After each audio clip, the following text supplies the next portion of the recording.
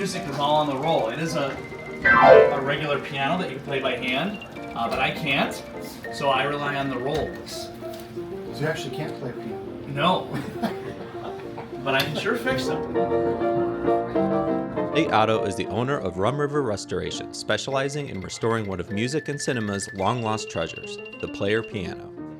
It is a piano engineered to read and play music without a performer needed, a ghost in the machine. Photo players play on words, so photo from photo plays or screenplays, and player because it's also a player piano. So photo player with a P has 2 words is the general term, and then the brand name is photo player with an F. It's kind of their pet name for their product.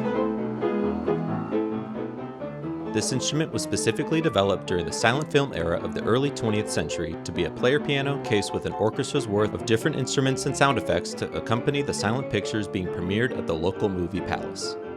So the American photo player is really a player piano with rabies. So you've got a player piano inside, but also you've got organ pipes, you've got snare drum, bass drum, and a bunch of different percussion effects. And the whole idea of that machine is that it allows one person to kind of sort of replace a band. So it's kind of this mix of machine and operator, and this balance of using the machine to create the voice of the screen and use the effects when appropriate to help bring those movies to life.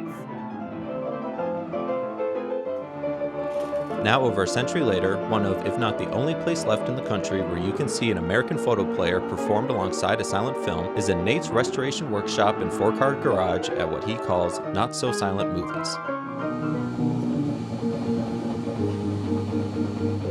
We had the pleasure of attending the last of Nate's fall screenings, where we had a chance to see how these pictures came to life as they did in the past. There's really a language to silent films because it is such a visual art that you learn as an operator or a performer to punctuate certain moments with Foley, whether it's drums or with the piano, to bring those out. And of course, you're trying to manipulate the emotions of the audience and really sell the vision of the artist of that film and what they wanted the audience to feel. Most silent movies never had an original score. And the reason for that is silent movie houses came in all different shapes and sizes. Some were really small movie houses just in a general store, and some were huge movie palaces with huge pipe organs or rooms for a whole orchestra. So the movie producers didn't know what the movie house would have for music. So there was no reason to create sheet music, because some movie houses didn't have any of that. They had a photo player, which you don't really use sheet music for. You use piano rolls. But I know over 1,000 songs. They're just all on rolls. The passion for restoring these relics stems from a lifelong interest in the player piano and a strong will to preserve this era of history. My grandparents had a player piano at our cabin, and Grandpa and Grandma bought piano rolls from like Charlie Brown and Lion King, and that really got me interested in the player piano. Even though the piano was 100 years old, I was able to listen to music that I really connected with.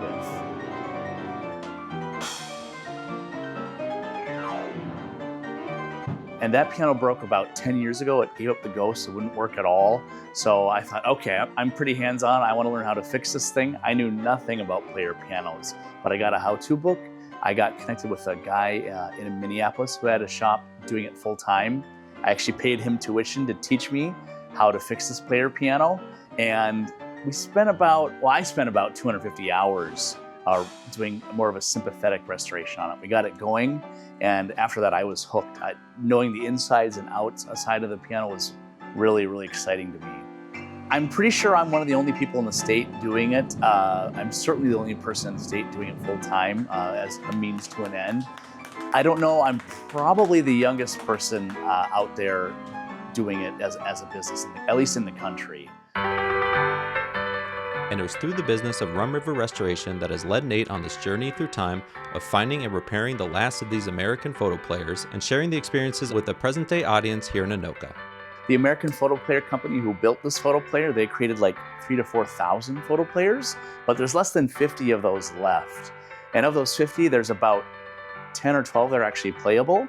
And most of those are in private collections, and it's great that those are being kept and saved, but most of those aren't available to the public. So that's why I want to do these events, is in a very small way, share one of the few remaining photo players with people so they can get to see and hear it, because they're definitely an endangered species. The largest model American photo player made is a style 50, and that one's 21 feet wide when it's assembled. It's the big one, and it's got over 400 organ pipes and 13 pull cords. But there's only 2 of those left in the world. They were too big for their own good. You know, when sound movies came out, these were instantly obsolete, and people weren't going to bother to move them out carefully out of the orchestra pit, so they got smashed and probably fed to children. You know, we don't know what happened to them, but they're gone. So there's only 2 of those style 50s left, and there's one in a private collection in a guy's house. His house is 80,000 square feet. That's what I've heard, and I believe that, because you know, having a style 50 takes a lot of space. So there's one there, and then the other style 50 is kind of in derelict, maybe kindling condition. It needs to be restored. It's in a private collection. But Steve and I are actually flying out tomorrow to go pack that up and bring that back to Minnesota. I was just offered to purchase that from the gentleman, Joe Renato, who bought it 30 years ago and just hasn't been able to get to it. He's been collecting photo player stuff for over 50 years, and it's quite the honor to be able to be offered his collection. So that's tomorrow that we're leaving. It's a big deal. Some assembly required. Yeah. So the reception to the Not So Silent movies has been overwhelming in a good way. Again, I just started for kind of friends and family, and it grew from there with their enthusiasm. They wanted to tell their friends, and now I'm doing whole shows for people I've never met.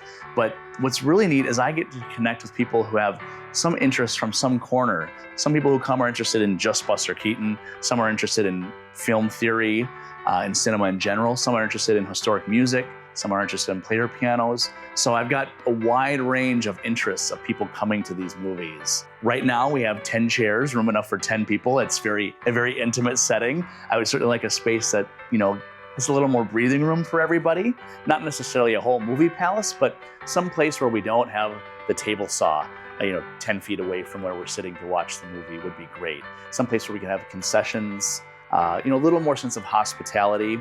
Soon after his expedition of retrieving the Style 50 from Los Angeles, Nate will be preparing his winter screenings of Not So Silent movies featuring The Insect's Christmas of 1912 and Big Business of 1929. Seating is limited, so make sure to sign up online at rumriverrestoration.com to let Nate know that you're interested in attending this journey through time.